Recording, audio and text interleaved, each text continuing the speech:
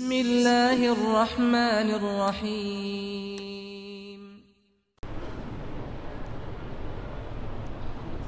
السلام عليكم ورحمة الله وبركاته.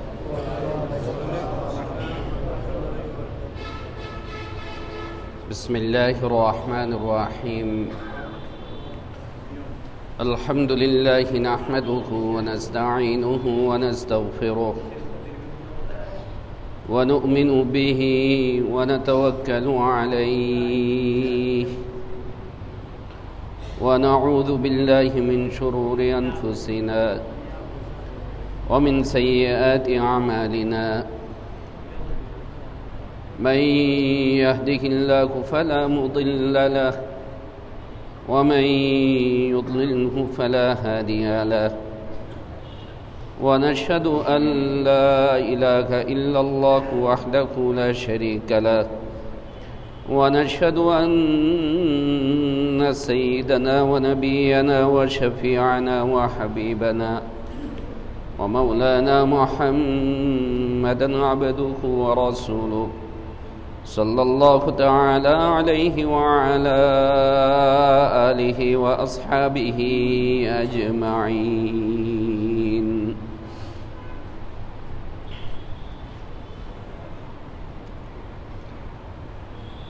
محترم প্রিয় মুসলিয়ান কিরাম এবং আমার প্রিয় দেশবাসী,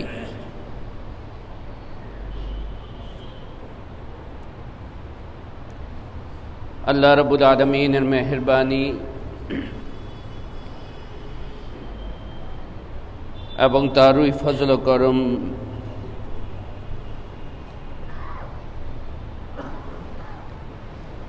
তিনি আমাদেরকে তৌফিক দান করেছেন বলেই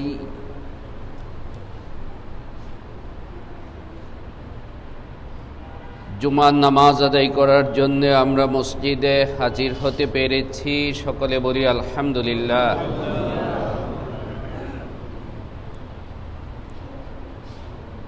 আল্লাহ তাআলার আরো মেহেরবানি, তিনি আমাদেরকে তৌফিক দান করেছেন আমরা বর্তমানে মহিমান্বিত শাবান মাসকে অতিবাহিত করছি।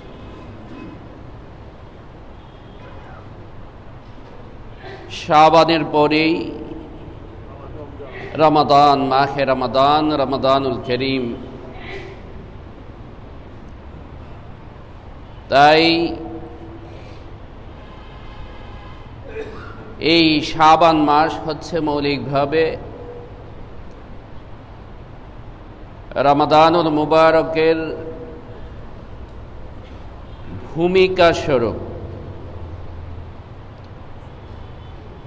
রমাদানুল মুবারকের আবহ, রমাদানুল মুবারকের পূর্বাভাস, রমাদানুল মুবারকের সুগন্ধির সৌরভ মৌলিকভাবে শাবান মাস থেকেই শুরু হয়ে যায়। এবং কেবল তাই নয়, রসুল হাবিব সাল্লাল্লাহু আলাইহি ওয়াসাল্লাম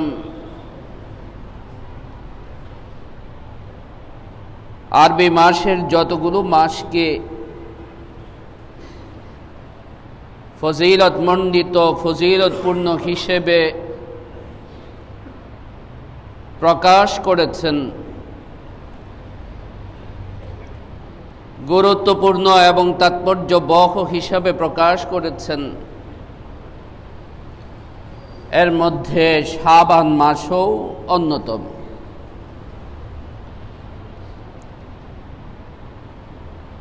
শাবান মাসের ফজিলত সম্পর্কে, শাবান মাসের বিশেষ করণীয় এবং আমল সম্পর্কে আল্লাহ রাসূল সাল্লাল্লাহু আলাইহি ওয়াসাল্লাম তার হাদিস শরীফে যা ব্যক্ত করেছেন, প্রকাশ করেছেন, বর্ণনা করেছেন, সেই হাদিসগুলো থেকে আজকে কয়েকটা হাদিস ইনশাআল্লাহ আমরা শুনব এবং আলোচনা করব এবং সেই আলোচনা অনুসারে আমরা আমল করারও ইনশাআল্লাহ চেষ্টা করব।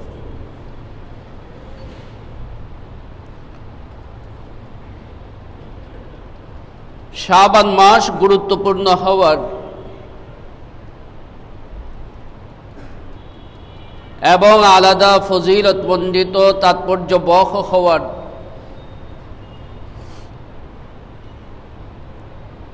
একটা কারণ এটা, যেটা আমরা এখন ইঙ্গিত করলাম, যে শাবান মাস হচ্ছে মৌলিকভাবে রমাদানের ভূমিকা। যে কোনো বইয়ের, বিশেষ করে সেই বই যদি গবেষণামূলক কোনো বই হয়, গল্প উপন্যাস না গবেষণামূলক কোনো বই হয়, সেই বইয়ের ভূমিকাটা অত্যন্ত গুরুত্বপূর্ণ হয়। কারণ ভূমিকাটা পড়লে সেই বইটা সম্পর্কে আপনি মোটামুটি সংক্ষিপ্তভাবে একটা আইডিয়া, একটা ধারণা পেয়ে যাবেন। ঠিক অনুরূপভাবে বড় কোনো মেহমান যদি আসে, সেই মেহমানের আগমনের আগে একটা অগ্রবর্তী দল থাকে, যে অগ্রবর্তী দলটা পরিবেশ তৈরি করে, পরিবেশটাকে সরে জমিনে পর্যবেক্ষণ করে এবং দাওয়াত ও তাবলীগের আপনার একটা ভাষা আছে, পরিভাষা, ওই যে তাবলীগ জামাত আছে না, এদের কাবু ওলি জামাত, কাবু ওলি জামাত। কাবু ওলি জামাত মানে হচ্ছে যে মূল যিনি বয়ান দিবেন, সেই মূল ব্যক্তিত্বের বয়ানের আগে মজমাটাকে, পরিবেশটাকে শান্ত করা, পরিবেশটাকে তৈরি করা, যেন সবাই মনোযোগ দিয়ে কথাগুলো শুনে, এই জামাতটাকে বলা হয়, গ্রুপটাকে কাবু ওলি জামাত। রমাদানুল মুবারক এত বড় মেহমান, আমরা এর আগেও বলেছি যে এর পূর্বাভাস, এর আবহ মৌলিকভাবে রজব থেকেই আল্লাহ রসুল শুরু করে দিতেন। রজব মাস থেকেই তিনি আলোচনা, রজব মাস থেকেই তিনি প্রস্তুতি, রজব মাস থেকেই তিনি আল্লাহ সুবহানাহু ওয়া তাআলার দরবারে দুয়া করা, নাজারি করা, সেটা তিনি শুরু করে দিতেন। তাই শাবান মাস গুরুত্বপূর্ণ এবং ফজিলতপূর্ণ, তাৎপর্যবহ হওয়ার অন্যতম কারণ এটাও একটা, যে শাবান হচ্ছে মৌলিকভাবে রমাদানেরই ভূমিকা, শাবান হচ্ছে মৌলিকভাবে রমাদানেরই ভূমিকা। তাই শাবান মাস থেকেই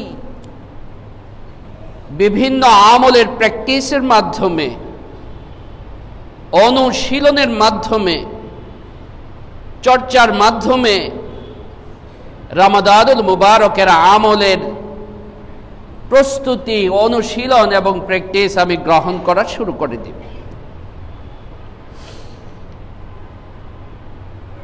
দ্বিতীয় নম্বর কারণ, শাবান মাস ফজিলত মণ্ডিত হওয়ার, গুরুত্বপূর্ণ হওয়ার, তাৎপর্যবহ হওয়ার, আল্লাহ রাসূল সাল্লাল্লাহু আলাইহি ওয়াসাল্লামের ভাষায় হাদা শাহরুন ইয়াগফুলু আনহু নাস,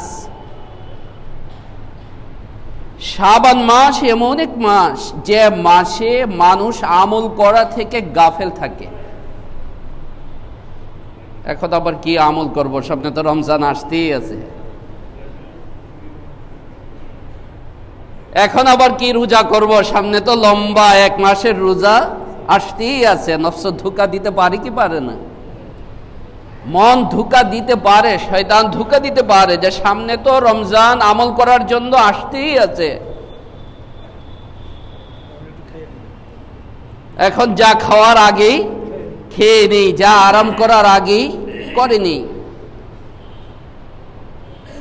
আল্লাহ রাসূল সাল্লাল্লাহু আলাইহি ওয়াসাল্লাম বলেন যে হাদা শাহরুন যাকা শাহরুন ইয়াগফুলু আনহুন নাস, যাকা শাহরুন ইয়াগফুলু আনহুন নাস, এমন এক মাস যে মাসে মানুষ আমল করা থেকে গাফেল থাকে। হযরত ইমাম নাসাই রাহমাতুল্লাহি আলাইহি তার সুনানে নাসাইতে উল্লেখ করেছেন, ইমাম মুনজিরি রাহমাতুল্লাহি আলাইহি তার তারগীব ও তারহিবে উল্লেখ করেছেন, ইমাম আবু দাউদ রাহমাতুল্লাহি আলাইহি তার সুনানে আবু দাউদে উল্লেখ করেছেন, ইমাম আহমদ বিন হাম্বল রাহমাতুল্লাহি আলাইহি তার মুসনাদে আহমদের মধ্যে উল্লেখ করেছেন, আন উসামা ইবনে যায়েদ রাদিয়াল্লাহু তাআলা আনহু قال قلت يا رسول الله, হযরত উসামা ইবনে যায়েদ থেকে বর্ণিত হাদিস। রাসূল সাল্লাল্লাহু আলাইহি সাল্লামের অত্যন্ত প্রিয় মানুষ ছিলেন হযরত উসামা এবং তার বাবা যায়েদ ইবনে হারেসা। যায়েদ ইবনে হারেসার বড় পরিচয় হচ্ছে তিনি কি ছিলেন? আল্লাহ রসুলের, হযরত যায়েদ আল্লাহ রসুলের পালক পুত্র ছিলেন। আল্লাহ রসুল সাল্লাল্লাহু আলাইহি ওয়াসাল্লামের পালক পুত্র ছিলেন হযরত যায়েদ ইবনে হারেসা। সেই যায়েদের ছেলে ছিলেন হযরত উসামা ইবনে যায়েদ। এক রানের উপরে হাসান বা হুসাইনকে বসাইতেন, আরেক রানের উপরে উসামাকে বসাইতেন, আর বলতেন, হে আল্লাহ, আমি এদেরকে ভালোবাসি, আপনিও এদেরকে ভালোবাসেন। হযরত উসামা ইবনে যায়েদ রাদিয়াল্লাহু তাআলা আনহু বর্ণনা করেন এই হাদিস। তিনি বলেন, কুলতু ইয়া রাসূলুল্লাহ, হে আল্লাহর রাসূল, লাম আরাকা তাসুমু মিন শাহরিন মিনাশ শুহুরি মা তাসুমু মিন শাহরি শাবান, বছরের অন্যান্য মাসে এত গুরুত্বের সাথে আপনাকে আমল করতে আমি দেখি না, বিশেষ করে রোজা রাখতে আমি দেখি না, যে জিনিসটা দেখি শাবান মাসে। এই শাবান মাসকে আপনি এত গুরুত্ব দেওয়ার কারণটা কি? শাবান মাসকে আপনি এই গুরুত্ব দেওয়ার কারণটা কি?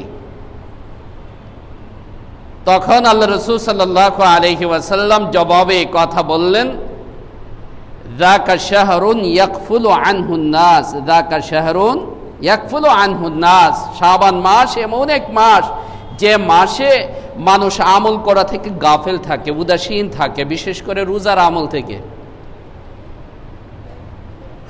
আর অন্যান্য হাদিস থেকে বোঝা যায় যে গাফলতির সময়ে,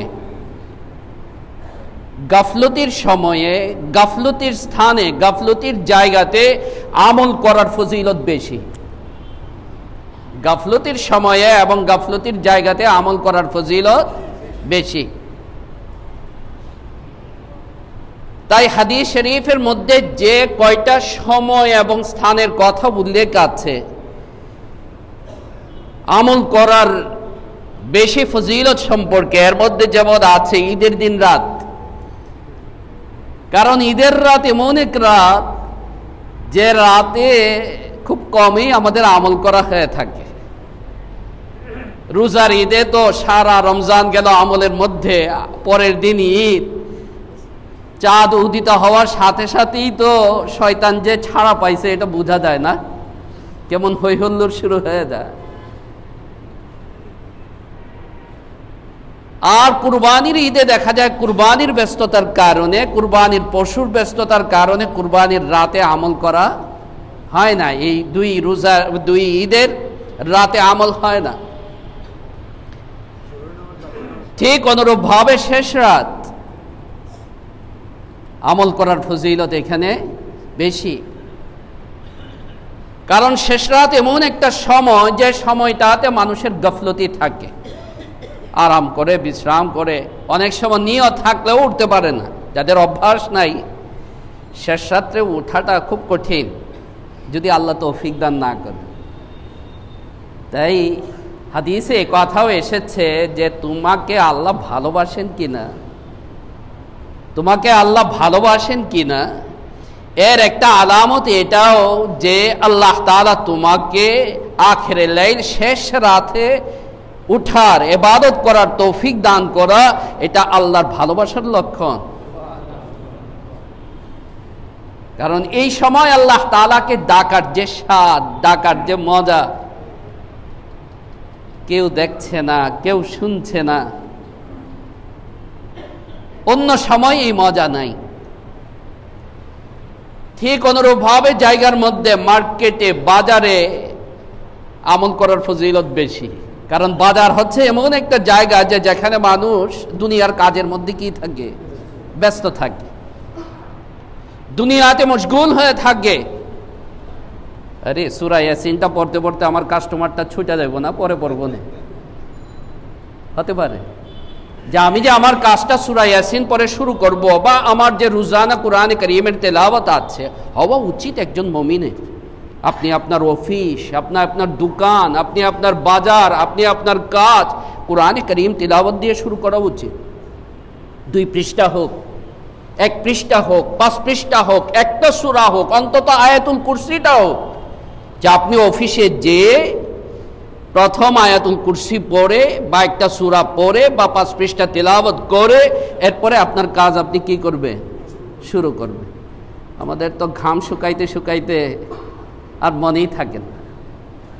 আর রাস্তার মধ্যে যে অবস্থা থাকে, একজন বড় ব্যবসায়ী আমাকে বলছিলেন, হুজুর মিজাজ কেমনে কন্ট্রোল রাখবো, আমার 11টার সময় মিটিং বিদেশিদের সাথে, আর রাস্তার জ্যামের যে অবস্থা, পৌঁছতে পৌঁছতে আমার 11:30 বেজে যাচ্ছে, তো আমি মিজাজ ঠিক রাখবো কি করে? ঢাকা শহরে রাস্তার কারণে অনেক সময় মিজাজ কন্ট্রোল রাখা কি হয়ে যায়। কারণ কাজ যখন স্মুথলি না হয়, তো এটা ব্রেনের উপরে কি পড়ে, আসর পড়ে। আল্লাহ রাসূল সাল্লাল্লাহু আলাইহি ওয়াসাল্লাম তার হাদিসের শরীফের মধ্যে গাফলতির সময়ে, যে সময়টাতে মানুষ আমল থেকে গাফেল থাকে, এই সময়টাতে আমল করার গুরুত্ব এবং ফজিলত স্বতন্ত্রভাবে উল্লেখ করেছেন। তাই এই শাবান মাস সম্পর্কেও আল্লাহ রাসূল সাল্লাল্লাহু আলাইহি ওয়াসাল্লাম এই কারণ বললেন যে এটা শাবান মাসে আমল করার আলাদা গুরুত্ব, আলাদা ফজিলত, আলাদা তাৎপর্য, আলাদা সওয়াব। কেন? যাকা শাহরুন ইয়াকফুলু আনহুন নাস, যাকা শাহরুন ইয়াকফুলু আনহুন নাস, এটা এমন এক মাস যে মাস থেকে মানুষ আমল থেকে কি থাকে, গাফেল থাকে। এরপর আল্লাহ রাসূল সাল্লাল্লাহু আলাইহি ওয়াসাল্লাম বলেন যে 3য় নম্বর কারণ, শাবান মাসে আমল করার যে আলাদা গুরুত্ব, স্বতন্ত্র যে গুরুত্ব, আলাদা ফজিলত এবং সওয়াবের 3য় নম্বর কারণ যে শাহরুন ফিহি তুরফাউল আমালু ইলা রাব্বিল আলামিন, এই মাস এমন এক মাস যে মাসে সারা বছরের আমলের একটা সংক্ষিপ্ত হিসাব আল্লাহ সুবহানাহু ওয়া তাআলার কাছে পেশ করা। আল্লাহ তাআলার কাছে আমল পেশ করার 3টা সময় আছে। কয়টা সময়?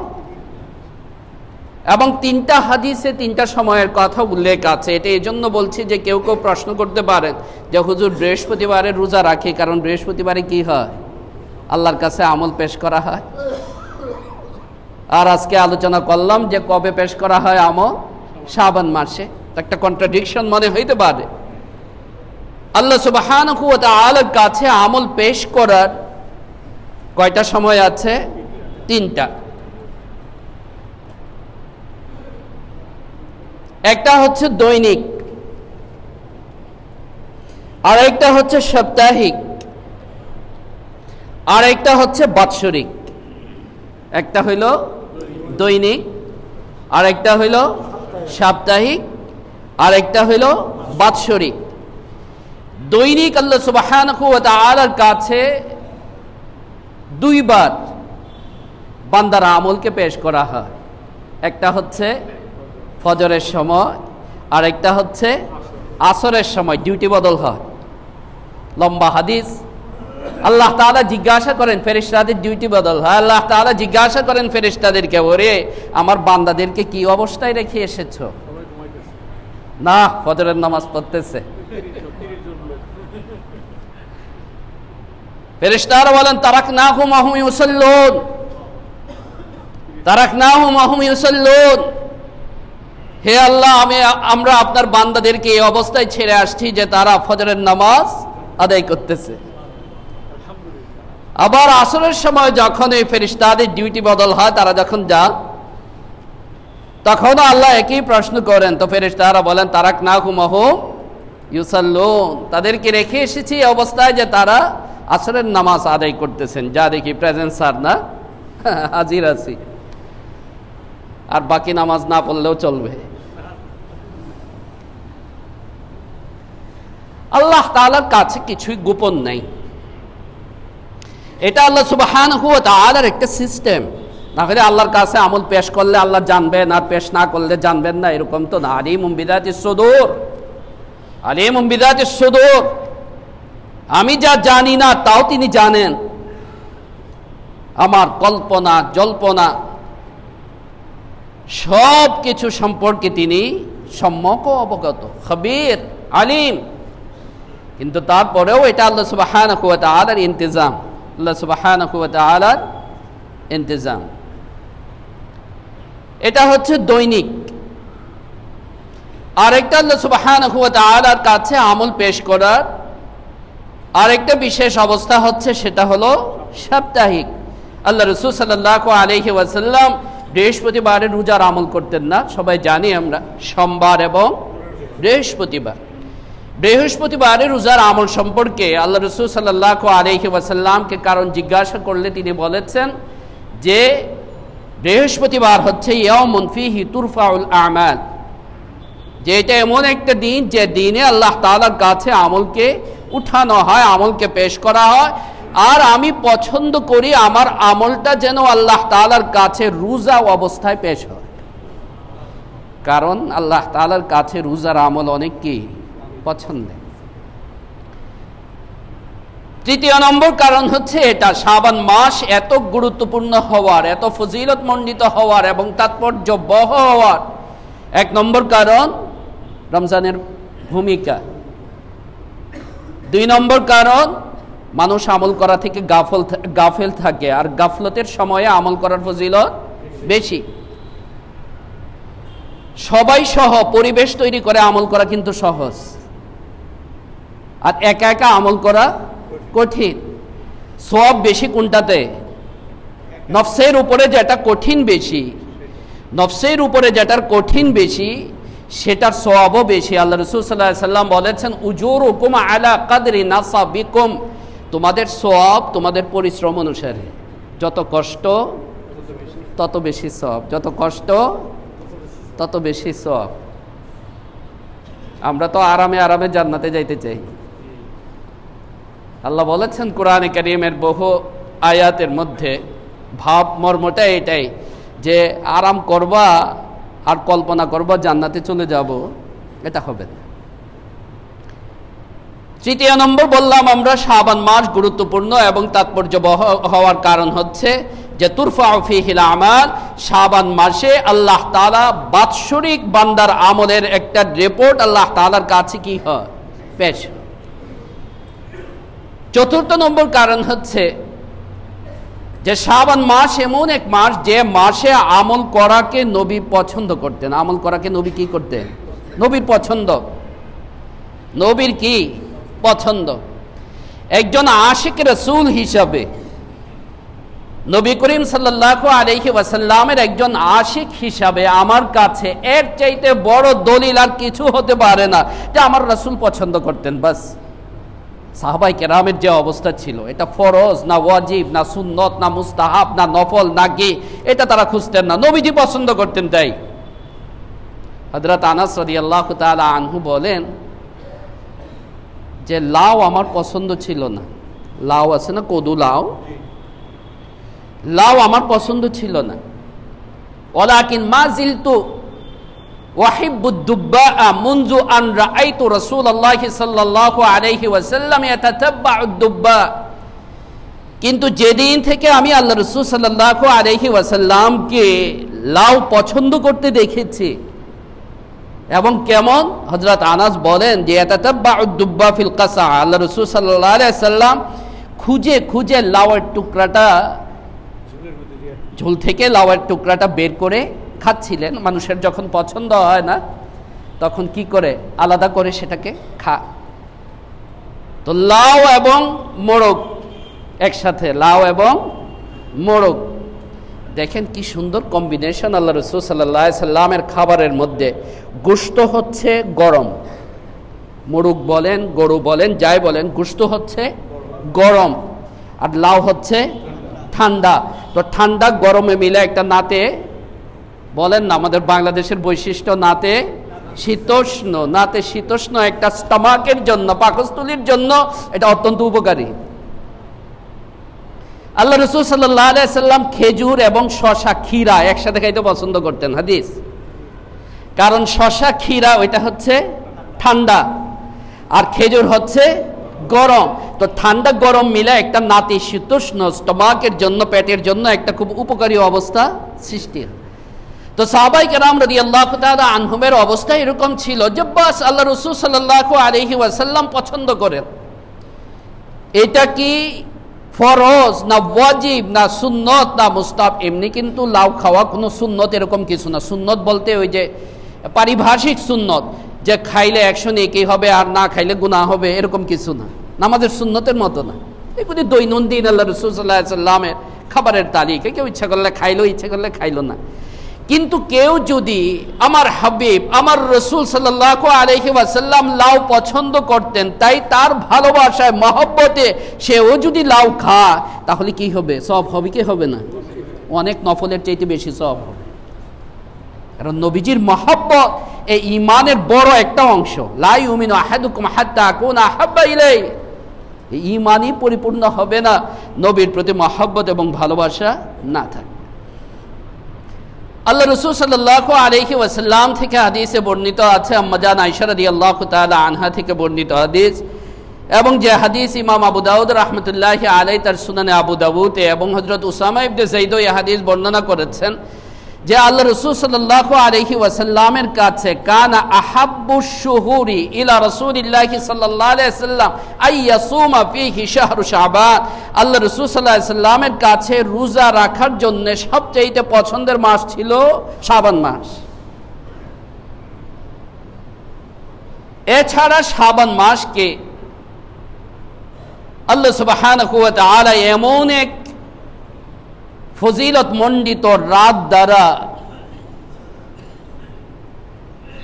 এর ফজিলতকে বাড়িয়ে দিয়েছেন, যে রাতটা হচ্ছে হাদিসের ভাষায় লাইলাতুন নিসফি মিন শাবান, শাবানের 14 তারিখ দিবাগত রাত। শাবানের 14 তারিখ দিবাগত রাতের আমরা যেটাকে শবে বরাত বলি, ইনশাআল্লাহ আলোচনা হবে আমাদের। এটা যে আলাদা ফজিলত আছে এই ব্যাপারে কারো কোনো দ্বিমত নাই। দ্বিমত যেটা সেটা হচ্ছে যে শবে বরাতকে কেন্দ্র করে আমরা যে সমস্ত বেদাতকে জুড়ে দিয়েছি, যে সমস্ত বেদাতকে সম্পৃক্ত করেছি। আমি ছোট সময় এরকম শুনছি, আপনারা শুনছেন কিনা, যে শবে বরাতের রাতে কেউ যদি গোসল করে তো জমজমের পানি দিয়ে গোসল করার ফজিলত হাসিল হয়। তা আমি ওই কথা শুনে, ভিত্তিহীন কথা, আমি ওই কথা শুনে ছোট্ট সময়, অনেক ছোট তখন, আমি মনে করতাম জমজম তো হচ্ছে মক্কা শরীফে, আর আমার ওয়াশরুমের শাওয়ারের লাইন হইল কিসের সাথে? এটা আমার বাড়িতে, মক্কা শরীফের সাথে এটার লাইন কি করে হয়? তো আল্লাহর কুদরতে না, হয়তো আল্লাহ তাআলা কি করে কইরা দেন জমজমের সাথে কুদরতের লাইন। এরকম আরো শবে বরাতের আলাদা হালুয়া, শবে বরাতের আলাদা রুটি না। আলহামদুলিল্লাহ হাক্কানি উলামায়ে কেরামের মেহনতে অনেকটা দূর হয়ে গেছে, অনেকটা দূর হয়ে গেছে। কিন্তু এর মানে কেউ এ কথা বলেন না যে শবে বরাতে আমল করার আলাদা কোনো ফজিলত নাই। তবে আমরা যেভাবে উৎসব করি, এই উৎসব হাদিস দ্বারা কি নয়, প্রমাণিত নয়। এটাকে আরবিতে ইহতিফাল বলা হয়। ইহতিফাল মানে উৎসব করা, এটাকে বেদাত বলেছেন যারা বলেছে। আরবের যারা উলামায়ে কেরাম বেদাত বলেছেন, এরা এই উৎসব করাটাকে বেদাত বলেছেন। কিন্তু এমনি যে শবে বরাতের যে আলাদা ফজিলত আছে এবং এটা আলাদা আমল করা, নির্জনে আমল করা, এই ব্যাপারে কারো কোনো কি নেই, দিব নাই। তো যাই হোক, তো আল্লাহ সুবহানাহু ওয়া তাআলা এই মাসে এমন একটা রাত রেখেছেন যে রাতে অনেককে আল্লাহ তাআলা ক্ষমা করেন না, হাদিসের মধ্যে আছে। তাই এই মাস ক্ষমার মাসও আমরা বলতে পারি। কিসের মাস? গুনাহ ক্ষমার মাস, গুনার মাগফিরাতের মাস। তাই মৌলিকভাবে রমজানের যতগুলো আমল আমি রমজানে করব, এর প্র্যাকটিস, এর অনুশীলন এই শাবান মাস থেকেই আমি শুরু করে দেব। শাবান মাস থেকেই স্পিডে উঠাইতে হবে না। আমাদের তো স্পিডে উঠতে উঠতে রমজান চলে যায়, কারণ আমরা শুরুই করি কবে থেকে? 10 দিন যাওয়ার পরে। আর কারো কারো স্পিড তো উঠা মানে উঠবে দূরের কথা, আর স্পিড নষ্ট হয়ে যায় না। তারাবির প্রথম দিন যেভাবে মুসল্লি দেখা যায়, 7-8 দিন 10 দিন 12 দিন গেলে পরে দেখা যায় 5 কাতারের জায়গায় কয় কাতার হয়ে গেছে? 1.5 কাতার হয়ে গেছে। আহা, আফসোসের কথা এবং ভয় পাওয়ার কথা। আমল থেকে আগ্রহ নষ্ট হয়ে যাওয়া, এ আমল আল্লাহর কাছে কবুল না হওয়ার আলামত। এর চাইতে মাহরুম আর কেউ হইতে পারে না যে আর আজার আমল আল্লাহর কাছে কবুল না হইল। মনে রাখবেন, এটা একটা মৌলিক কথা, একটা নীতি কথা, যে আপনার আমল আল্লাহ তাআলার কাছে, আমার আমল আল্লাহর কাছে কবুল হচ্ছে কিনা, এটার একটা বাহ্যিক আলামত হচ্ছে যে আমলের প্রতি আপনার স্পৃহা, আপনার আগ্রহ, জজবা যত বেশি বাড়তে থাকবে, আপনি বুঝবেন কি হচ্ছে, কবুল হচ্ছে। কারণ আল্লাহ কাছে টানতেছেন আল্লাহ তাআলা। আল্লাহ যত বেশি কাছে টানবেন, তত বেশি আমার আমল কি হবে? বাড়বে, বৃদ্ধি পাবে। আর আমল থেকে অনাগ্রহ পয়দা হওয়া, আমলের আগ্রহ নষ্ট হয়ে যাওয়া আছে না? আগে নফল পড়তো, এখন নফল পড়ে না। আগে কোরআন তিলাওয়াত করতো, এখন কোরআন তিলাওয়াত করে না। আগে নামাজ পড়তো, ফরজ নামাজ একটাও ছাড়তো না জামাতের সাথে, এখন পড়ে না। লক্ষণটা ভালো না। এটা আল্লাহর অসন্তুষ্টি আলামত, আল্লাহ তাআলা থেকে দূরে সরা আলামত। তাই মনে রাখবেন যে এই শাবান মাস আল্লাহ সুবহানাহু ওয়া তাআলা এবং আল্লাহ রাসূল সাল্লাল্লাহু আলাইহি ওয়াসাল্লাম বিশেষভাবে আলাদা গুরুত্ব দিয়ে এই মাসে তিনি আমল করতেন। তাই আমরাও রমজানের যতগুলো আমল আছে, রোজা, দান খয়রাত, কোরআন শরীফ তিলাওয়াত, জিকির, আজকার। এক বুজুর্গ ছিলেন, ওনার দোকান ছিল, উনি শাবান মাসে দোকান বন্ধ করে দিতেন। শাবান মাসে দোকান কি করে দিতেন? বন্ধ করে দিতেন, আমলকে বাড়ানোর জন্য, তেলাওয়াতকে বাড়ানোর জন্য। এবং বলতেন এই কথা, হাবিব ইবনে আবি সালামা ওনার নাম ছিল, তাবিঈ ছিলেন, হাদা শাহরুল কুররা, এ তো কোরআনে কারীমের কারীদের মাস। কোরআনে কারীমের তেলাওয়াত, কোরআন শরীফ তেলাওয়াত যদি আপনার প্র্যাকটিস না থাকে, অভ্যাস না থাকে, পারবেন না। দেখবেন কিছুক্ষণ তেলাওয়াত করার পরে চোখেও অসুবিধা লাগতেছে, জবানের মধ্যেও অসুবিধা লাগতেছে। কোরআনে কারীমের তেলাওয়াত যত বেশি প্র্যাকটিস করবেন, তত বেশি দেখবেন সাবলীলতা, সহজতা আসবে। তাই রমজান মাসে এখনই আমরা সিদ্ধান্ত নিই, একটা খতম অন্তত আমরা দিব ইনশাআল্লাহ। কি বলেন? একটা খতম অন্তত আমরা দিব। আর এটার প্র্যাকটিস এখন থেকেই কি করি? শুরু করি। আল্লাহ সুবহানাহু ওয়া তাআলা আমাদের সকলকে তৌফিক দান করুন। আমিন। ওয়া আখিরু দাওয়ানা আলহামদুলিল্লাহি রাব্বিল আলামিন।